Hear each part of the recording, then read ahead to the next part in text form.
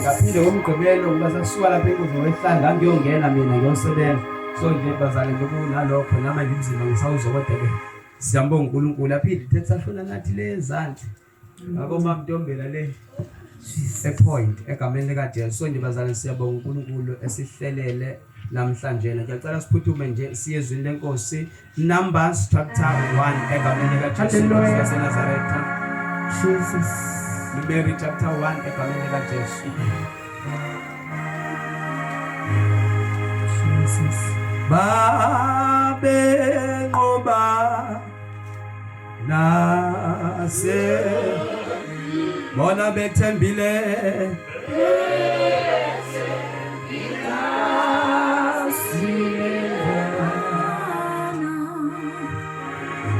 bazalwane. Numeri chapter 22 verse 1. Numeri chapter 22 verse 1. Ozongifundela ke bazalwane egameni likaJesu. Numeri chapter 22 verse 1 akhona egameni likaJesu. Hallelujah. Asatholile nje bazalwane egameni likaJesu. Angisiza egameni likaJesu. Numeri chapter 22 verse 1. Etukwehla lawo nje bazalwane. Sebese siyathandaza egameni likaJesu.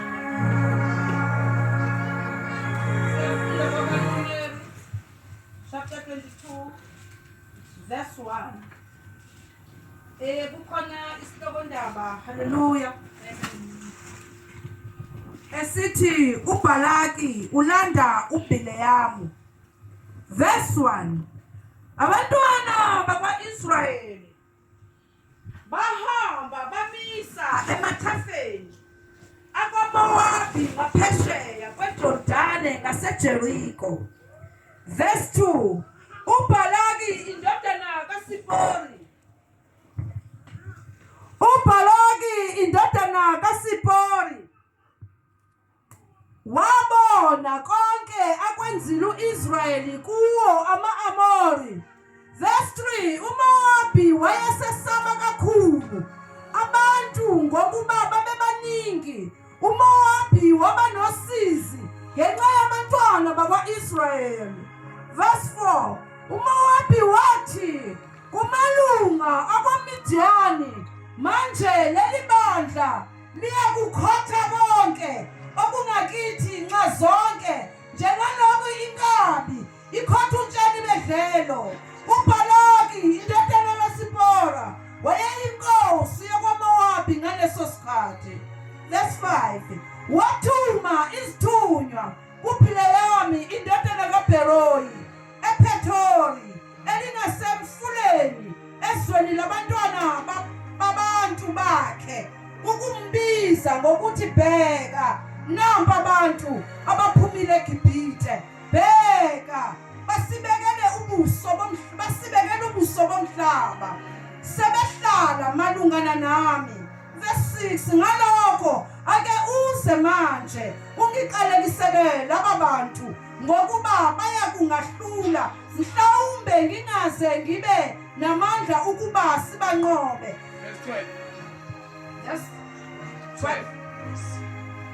Verse 12. uNkulunkulu wathi kuBhileyamu, awuyikuhamba nawo, awuyikuqalekisa abantu ngokuba babusisiwe. Verse 17. ngokuba ngiyakukunika udumo olukhulu nakho konke engikutshela khona ngiyakukwenza, ake uze ngalokho manje ungiqalekisele laba bantu. Verse 18. uBhileyamu waphendula wathi kuzo izinceku zikaBalaki, noma uBalaki ebeya kunginika indlu yakhe egcwele isiliva negolide, anginakulidlula ilizwi likaJehova uNkulunkulu wami ukwenza okuncane nokukhulu. Verse 20. uNkulunkulu weza kuBhileyamu ebusuku wathi kuye, uma amadoda efika ukukubiza, vuka uhambe nawo, kepha lelo lizwi kuphela engilikhuluma kuwe uyakulenza. Verse 21. uBhileyamu wavuka ekuseni wabophela imbongolo yakhe wahamba nezikhulu. zakwaMowabi. Verse 22. Thukuthela kaNkulunkulu yafutha ngokuba wahamba ingelosi kaNkulunkulu yema endleleni ukuba imelane naye. Wayekhwela imbongolo yakhe, izinceku zakhe ezimbili zinaye. Imbongolo yabona ingelosi kaJehova imendleleni nenkemba yayo ekoshiwe esandleni sayo. Imbongolo yachazuka endleleni yayensimini kephuphile yami wayishaya imbongolo ukuyibuyisela endleleni. Ingelosi kaJehova yayisima endleleni engumncingo phakathi kwezivini kwaba ludonga ngalapha nodonga ngalapha. Imbongolo yayibona ingelosi kaJehova yayisigqula odongeni yalimaza unyawo lukaBhileyami ngasodongeni wabuye wayishaya. Ingelosi kaJehova yaqhubeka yema endaweni ebimelene nayo lapho kwakungekho khona indlela yokujika ngokwaza kwesokunene nangakwesokhohlo. Imbongolo yayibona ingelosi kaJehova yalala phansi. Sibingwele izwi lakho nkulunkulu yilo leli dala ngalothilisa sephula ngathula dala phezwe mandla lakho nini nangumntwana wakho nkulunkulu thethela malanga bamlilo asitabanisa milana wakhe singabani wena kodwa sibane wena umkhazi moleseleke kazimulo yakho egameni likaJesu Kristu.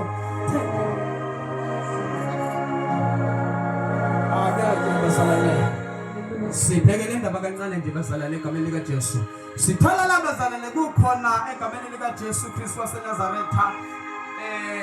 Israyeli wayesezowelela egameni likaJesu Kristu waseNazaretha. Umezowelela indodana egameni likaJesu eyisondele ngakhona indodana ezowelela egameni likaJesu. Kodwa sithola laba kubusa khona egameni likaJesu Kristu waseNazaretha bengaseJerikho egameni likaJesu. Oh my Jesus, bebhekene nayo egameni likaJesu. UBhalaki kwakhona ukulekuthu uBhalaki egameni Jesus egameni likaJesu owayinhloko egameni likaJesu ngaleso sikhathi. Ukhona noBhiliyamu. uBhiliyamu ke bazalwane waziwa ngomuntu ukuthi wayelizwi kaNkulunkulu noma ayikhuluma yayenzeka for sure egameni likaJesu. Uma wayebusisa isizwe sasibusiseka, uma wayeqalekisa isizwe sasiqalekiseka egameni likaJesu. Kodwa ke sithola egameni likaJesu kukhona uBhalaki ethumela abantu bakhe ethi ke anike ningamsela umyalezo kuBhiliyamu egameni likaJesu ukuthi ake eze ngapha azongiqalekisela uIsrayeli egameni likaJesu, ngoba uma ngilwa naye ngoba ngiyayazi lakhe uzongehlula egameni likaJesu. Ngoba ngidinga umuntu ozongiqalekisela yena ukuthi noma sengeza zolwa ngoba isiqalekiso sakhe sizobe siphezulu egameni likaJesu kwabo ngizomnqoba egameni likaJesu. Sethumela kule ndoda ayaziyo ethi uBhiliyamu ukuthi uma ikhuluma izwi leli zosuku likhulumile egameni likaJesu liyenzeka. Hallelujah. Egameni likaJesu bafike labantu egameni likaJesu bezithunya bethunya uBhalaki. Uma bekhuluma bethi uthumelile uBhalaki ukuthi woza Bhiliyamu uzomqalekela uIsrayeli. Hallelujah. Usethi ke angeke ngize ngwazi ukuza noma ngathiwa enganginika igolide nosiliva egcwele indloko yakhe, kodwa ngeke ngwazi ukuzokwenza lokho ngoba angikwazi ukuzoqalekisa abantu ababuso uNkulunkulu. Hallelujah. uBhiliyamu understand ukuthi ufuna yena ukuthi uBhalaki ufuna uBhiliyamu ezoqalekisa ngoba yena usabela impilo yakhe futhi akafuni lesikhundla sakhe ukuthi sishabalale kuphele ngobukhosi bakhe. Hallelujah. 2 kube khona uBhiliyamu lo wemele izwi likaNkulunkulu, yena yonke into ayishoyo yayenzeka. Kodwa manje enhlizweni yakhe wayenomhopho, uyazizwa lezi zinto uyayikhuluma kodwa enhlizweni yakhe kuyaphikisana naye. Uzwa lo mcebo loshiwoyo la egameni likaJesu esama nalo sizothela ukuthi yini uBhiliyamu ayenza ukuIsrayeli uqabane noNkulunkulu. Siyathola ke bazalwane egameni likaJesu Kristu waseNazaretha athake ngihambe ngiyozwa uNkulunkulu. Hallelujah. Umethi asambe ngiyozwa uNkulunkulu, hamba nami mntaka baba ukuze ngisheshe ngiqede egameni likaJesu. Simsale vanke enkulu egameni likaJesu. Hallelujah. Baba egameni likaJesu. Hallelujah. Egameni likaJesu.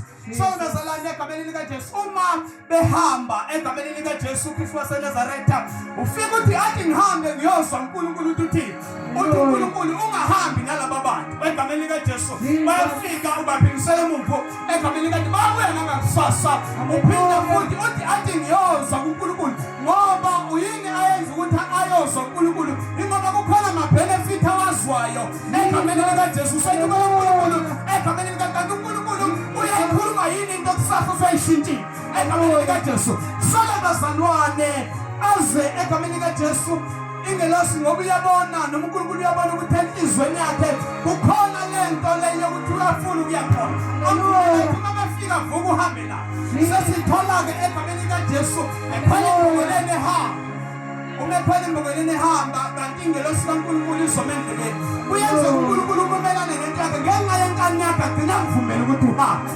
abantu Jesus kanti avumelana ukuthi uhambe yindawo yafakho asithola ukuthi umuntu okwazikhulumisa amehlo avaliwe ngaleso sikhathi akhulume imbongoleni ngoba umelane noNkulunkulu amehlo ayavala uvula imbongolo uthetha likaJesu umuntu akhona imbongolo akabona ubungozi abhekana isikhali noma ukubona imbongolo ekhonile ukuthi nayi ingelosi kaNkulunkulu iphethe isikhali ingelosi kaNkulunkulu ayisile imbongoleni kodwa izokuphiliya ekhoneni likaJesu kunezinto abazalwane athi uNkulunkulu asingazenzi sakhuleka sazenza ngenkani yethu sahlala ezinye zamaphumelela samsola uNkulunkulu kanti bayivumile yini ngoba inqothela uphiliya ufuna ukuhamba ngengokuthi inhliziyo yakhe ifuna ama-benefit yokuthi ngizomnika isikhundla esikhulu uzoduma kamadiyane egameni likaJesu kodwa kwavaleka amehlo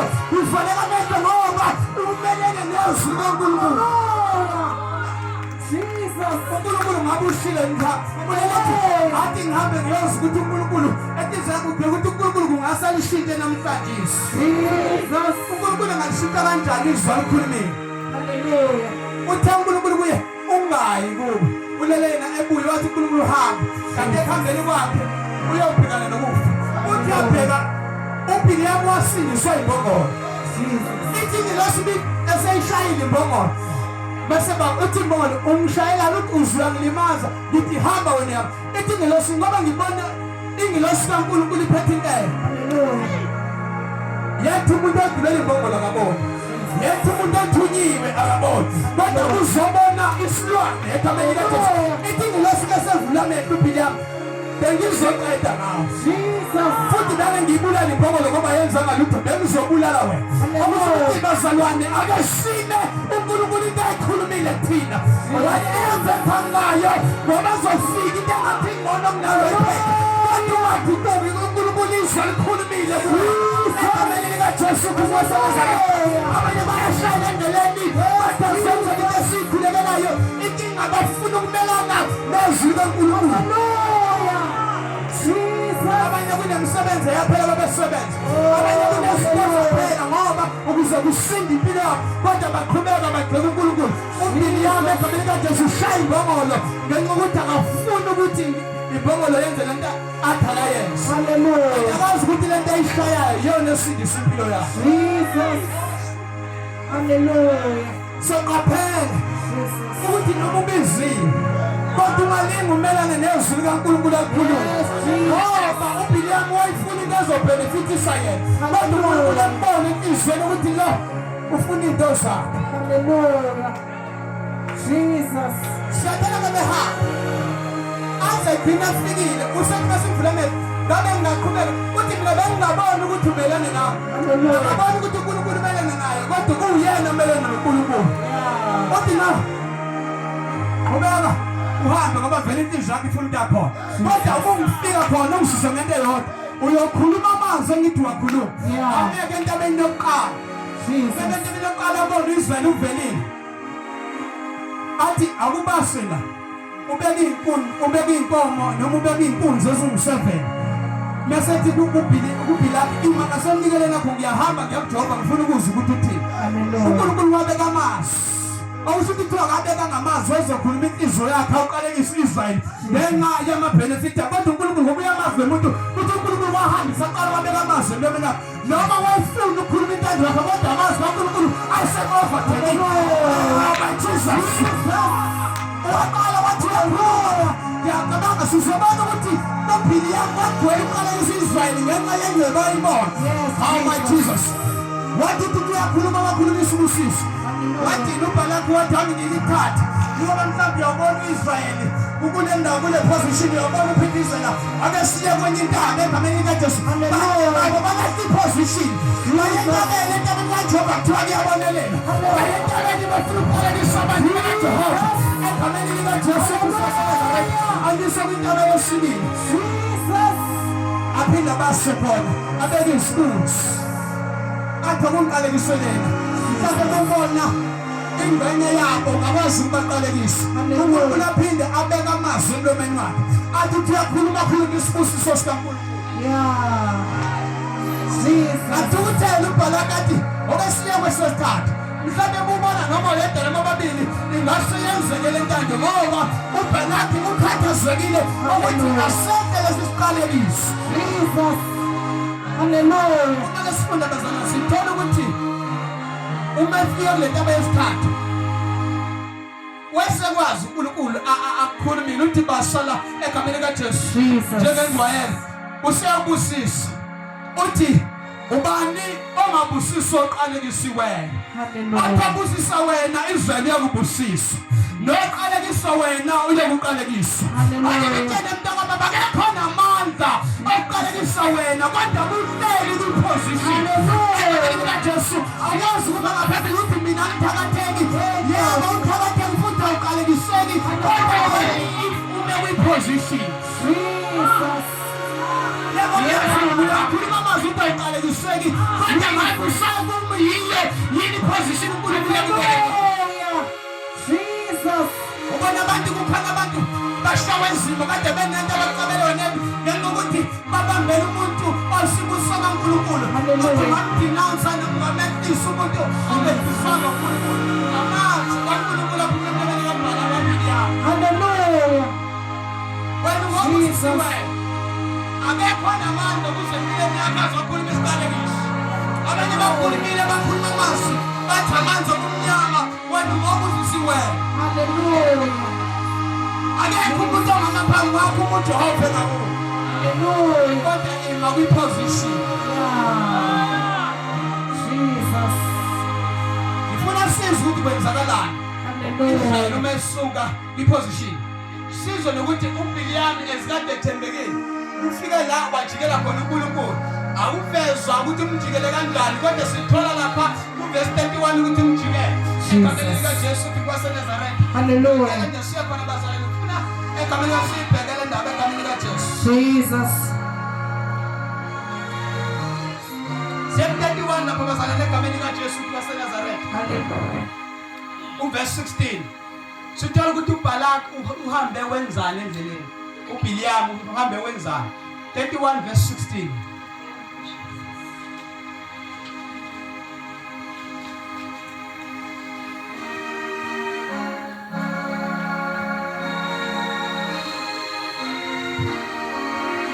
Siyathola ke bazalwane ngecala senithulitha bhekani laba benza ukuba abantwana bakaIsrayeli ngeseluleko sikaBhiliyamu baphambuke kuJehova ngendaba yasePhoseriya kwaba khona isifo phakathi kwenhlangano.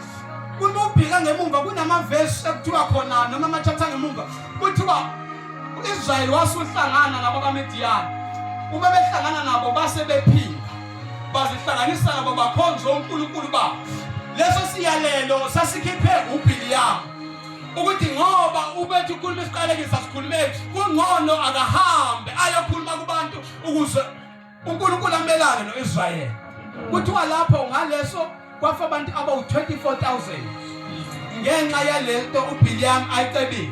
Sonke bazalwane egameni likaJesu uyabona ukuthi noma ungaba sentandweni kaNkulunkulu noma ungaba sesibusweni kaNkulunkulu kodwa once you love the position egameni likaJesu isiqalekiso sikaNkulunkulu siyehlela phambi kwakho. Kwaphuma 24 people 24,000 people egameni likaJesu bekhanya ngokukhonto ngenxa yokuthi bazinikele kaNkulunkulu egameni likaJesu.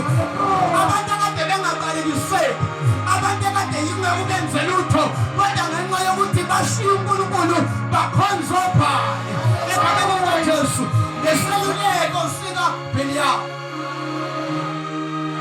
Bazalwane kuyabhelela ukuthi uma uyikholwa mela into uNkulunkulu akubizele yona. Ngoba uSathane siyabona besimbe thina bazalwane okwafika uSathane kuthiwa uJesu walima umoya ukuthi hambe ehlane. Uma efika ehlane kuthiwa walinga uSathane. Wamtshela ukuthi shinta nawa mathi wendisini. Thina besingobani ukuthi besingamalima bazalwane. Kodwa ima kwiposition uNkulunkulu akubizele yona. Ngoba okusho uNkulunkulu uphethe isiqalekiso nesibusiso. Wena ozoyidisadela mntana baba ukuthi wena ufuna ukuba semehleni amahle kuNkulunkulu noma bani. Ngoba Israyeli kufa 24,000 people ngenxa ukuthi bafike bakhonza uNkulunkulu. Yena abantu abaqalekisanga kodwa ukufa kubo kwafika. Bese kwathiwa kuBhiliyamu umuntu okade ebekele izwi likaNkulunkulu wabe yisitha sikaNkulunkulu. Okusho ukuthi bazalwane asibe careful ukuthi besimelana nezikaNkulunkulu sisitha sakhe. Umuntu okade ethi bekhuluma izwi lenzeke kodwa ngenxa ukuthi inhliziyo yakhe yayifuna ezinye izinto yethi ukhuluma amanga ngomlomo wakhe lithi uNkulunkulu akabheki njengobheka kwabantu. Thina futhi sibheka ubuso bebheka inhliziyo. Babonile inhliziyo kaBhiliyamu ingake ufuna uqonda ngayo egameni likaJesu ethumela ingelo sayiqede ngayo. Haleluya. Ukuthi lo muntu engimthumile une-greediness. Jesus. Ufuna ukuphatha izinto zikaNkulunkulu ngapha, ufuna ukuphatha izinto zezwe ngapha. Ake namhlanje siphethe ukuthi yini esifunayo. Sifuna izinto zikaNkulunkulu noma sifuna izinto zezwe. Ngoba kube ziyatholakala aba ziyatholakala nokushayela ziyatholakala izinto ezimnandi ziyatholakala nezibi ime ndaweni yodwa egameni likaJesu. Kodwa ngokubuka kwakho umelene noNkulunkulu uzogcina ushumayela abantu Jesus. kanti ushintsha iposition. Yes.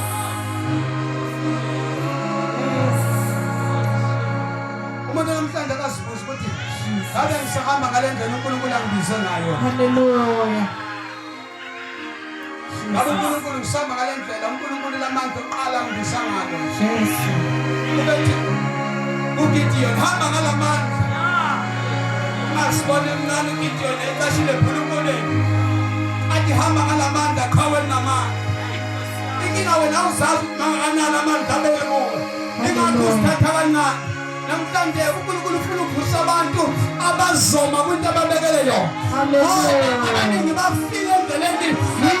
Bafile babekana necebo likaNkulunkulu. Hallelujah. uNkulunkulu umumelana nalo liyakwazi ukushintshela nawe wena uzweba. Hallelujah. Jesus. Asikade singalenzi iphutha. Sithi thina esibizwe ngecebo likaNkulunkulu ligcina icebo likaNkulunkulu lijikela thina. Yes. Sisuke singekenya. Jesus. Jesus. Namhlanje akuhlole enhlizweni yakho.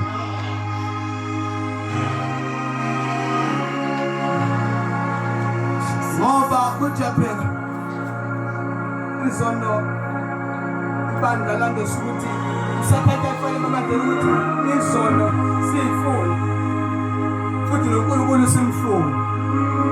Kodwa uNkulunkulu asilanda kuso. uNkulunkulu akasibizelanga ukuthi siphinde sihambe njengezolo lethu. Hallelujah. Namhlanje uNkulunkulu nje othi Baba ungenza kubenza kwami. Ihambe ngaphambana ngakhonza izolo umkhulumeli. Yes. Abanye kunezinto ezibalahlekile ngenxa ukuthi izwi kaNkulunkulu bamelele nawo. Hallelujah. uBhiliyamu understand wacishe waphunyukana nempilo yakhe. Ngenxa ukuthi yena uqobo lakhe wayesemelele nezwi kaNkulunkulu. Hallelujah. Ngoba kusisi ukuma ukhulume ngomlomo uNkulunkulu kodwa ebeyibona inhliziyo ukuthi no. Jesus. Asikhumbule phela bethe bekhona abafundi bakhe kanti phakathi kwabafundi bakhe kukhona umcabangelo kubo. Hallelujah. uJudas Iscariot. Sobazalwane sivalile amehlelo. Sibekhona uthi Baba yazi ukuthi angisahambi ngale ndlela ongizela yaphuthumeze ngaphambili kwasabani yazizwa ukuthi angisahambi ngale ngqobo ongizele ngalo yaphuthumeze ngaphambili kwasabani ukuze ungafice inkemba kaJehova ngenxa yenkani. Thank you, Jesus. Aphuthumeze ngaphambili uma ikhona sithandaze na. Thank you, Jesus. Ngoba inkemba kaJehova iyakwazi ukumelana nawe noma ikubizile.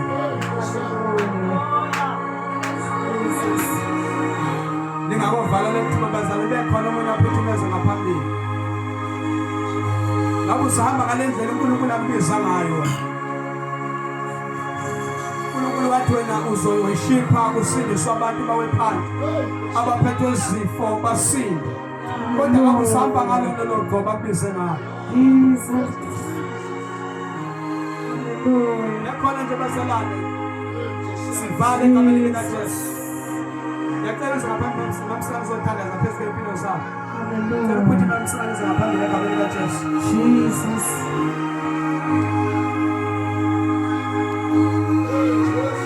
Ezothatha mamsana iqinisekise ukuthi inhliziyo yakho iyavumelana namazwi kaJesu. Noma yalokuthumileyo. Ngicela uthandaze phezu kwempilo zakho bese uyabisela ngifundisa inhlanhla egameni likaJesu. Uyalalelwa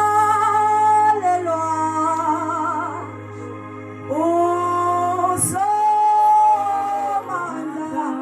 wemisimono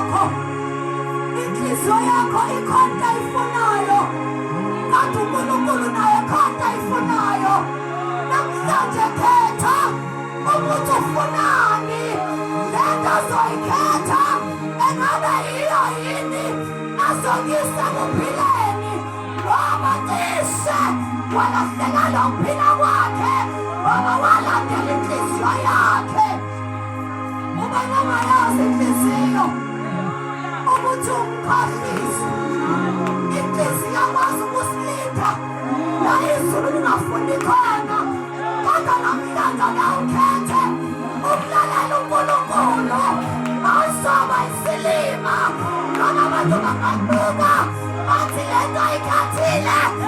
ayikho right kodwa namhlanje mzansi ukhamba noNkulunkulu ku-right.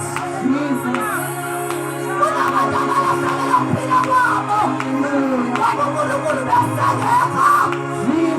Egameni likaJesu laseNazaretha kunabantu abafile babona noNkulunkulu ngoba bakhetha ukulandela inhliziyo. Wathi siyabafa ngenxa yenhliziyo. Ukhanya namhlanje athi malinganehluleli ithuba ngiyasaba ukufela emanyaleni. uNkulunkulu bamkhosile bamsemayo wayesha wafela emanyaleni. Kodwa kwathi Passover ungafela emanyaleni. Passover ungafela emanyaleni. Uthulisa kahle ungafela emanyaleni. Uthandaza kahle ungafela emanyaleni. Ushumayela kahle ungafela emanyaleni. Ngenxa uNkulunkulu akasho ukuthi wayihlangana nabo ayibashaye bonke. Wayinikeza iwanini ukuthi nansi iwanini. Themanga lelizwi leli. Yenza lento eshoyo uNkulunkulu. Egameni likaJesu waseNazaretha. Haleluya. Isandla sakho saphambili. Sizothandaza egameni likaJesu. Isandla egameni likaJesu. Sizothandaza egameni likaJesu. uNkulunkulu ayishilo egameni likaJesu waseNazaretha. Unyamekisana uNkulunkulu engashoyo. uNkulunkulu engashoyo egameni likaJesu.